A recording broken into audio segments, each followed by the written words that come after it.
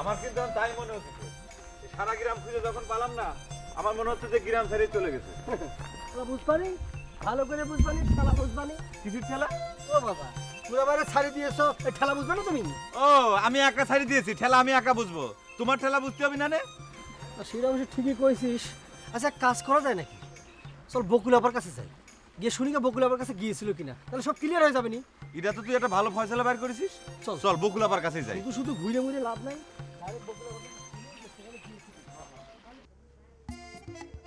যাইবা কোনখানে তুমি, যাইবা কোনখানে, ধরা পইরা গেছো তুমি রঙ্গিলা জালে, প্রেমের জালে।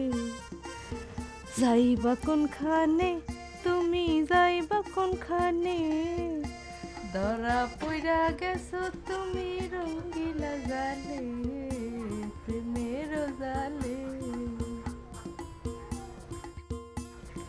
যাইবা কোনখানে তুমি, যাইবা কোনখানে, ধরা পইরা গেছো তো।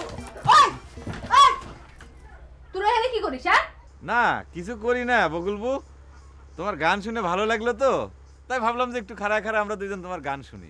গান তো শুনবি তো শোন, তো জানলা দিয়ে এদিক ওদিক তাকি তুকি করতেছিস কি জন্য? না আসলে হয়েছে কি, ওই শিল্পীর চেহারা না দেখে গান শুনলে আসলে ভাল লাগে না, এই জন্যই আর কি। কেন রেডিওতে তো শিল্পীর মুখ দেখে গান শুনিস নে? না, রেডিওতে তো চালিবারও শিল্পীর মুখ দেখা যায় না। দেখা যায় না, সেটাই। তা আমি কি তোমাকে গান শোনানোর জন্য বসে বসে গান গাচ্ছি নাকি? না, প্রেমের জালের গান কি তুমি আমাদের জন্য গাবে নাকি? তুমি আমাদের বড় বোনা। এবার কলাম জুতো মেরে তোমাকে দাঁত ভেঙে দিবেন। কিসের জন্য? এই, আমরা আবার কি দোষ করলাম? দাঁড়া, বাইরে এসে আমি কইতেছি তোরা কি দোষ করেছিস। দাঁড়া, এই, এই, এই, এই করে যাচ্ছিস?